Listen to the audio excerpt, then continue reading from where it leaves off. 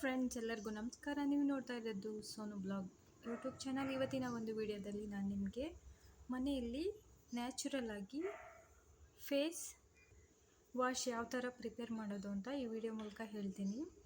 Tip number 1, ಒಂದು cup ತಗೊಳ್ಳಿ.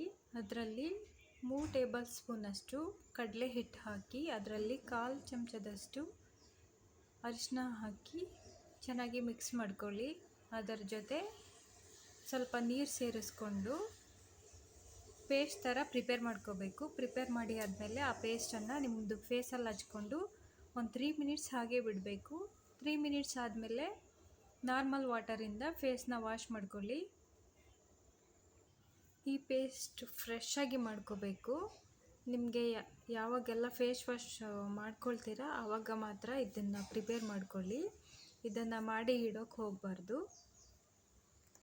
ಈ ಒಂದು ಪೇಸ್ಟ್ ಯೂಸ್ ಮಾಡೋದ್ರಿಂದ ಸ್ಕಿನ್ ಟೋನ್ ಚೆನ್ನಾಗಿರುತ್ತೆ, ಗ್ಲೋ ಆಗಿ ಕಾಣಿಸುತ್ತೆ.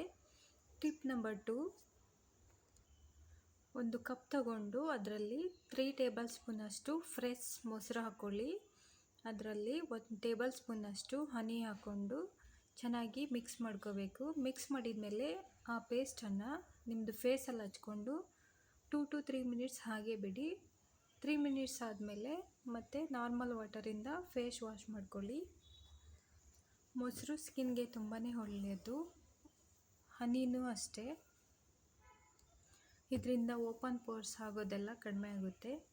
ಟಿಪ್ ನಂಬರ್ 3, ಮನೆಯಲ್ಲಿ ಹೆಸರು ಕಾಳಿದ್ದರೆ ಅದನ್ನು ಮಿಕ್ಸಿ ಜಾರಿಗೆ ಹಾಕಿ ಪೌಡ್ರ್ ಮಾಡ್ಕೊಳ್ಳಿ. ಪೌಡ್ರ್ ಮಾಡ್ಕೊಂಡ್ಮೇಲೆ ಒಂದು ಬಾಕ್ಸಲ್ಲಿ ಹಾಕಿ ಸ್ಟೋರ್ ಮಾಡ್ಕೊಳ್ಳಿ.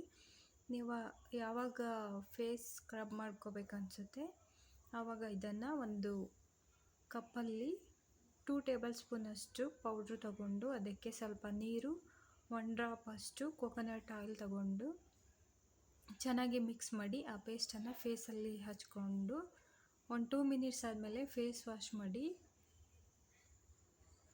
ಇದರಿಂದನೂ ಕೂಡ ಸ್ಕಿನ್ ಸಾಫ್ಟಾಗಿ ಚೆನ್ನಾಗಿರುತ್ತೆ.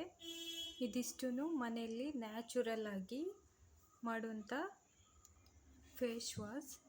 ನೋಡಿದ್ರಲ್ಲ ಫ್ರೆಂಡ್ಸ್, ಈ ಒಂದು ವಿಡಿಯೋ ನಿಮಗೆ ಇಷ್ಟ ಆಗಿದ್ದರೆ ಲೈಕ್ ಮಾಡಿ, ಶೇರ್ ಮಾಡಿ, ಹಾಗೆ ಸಬ್ಸ್ಕ್ರೈಬ್ ಮಾಡಿ. Thank you for watching this video.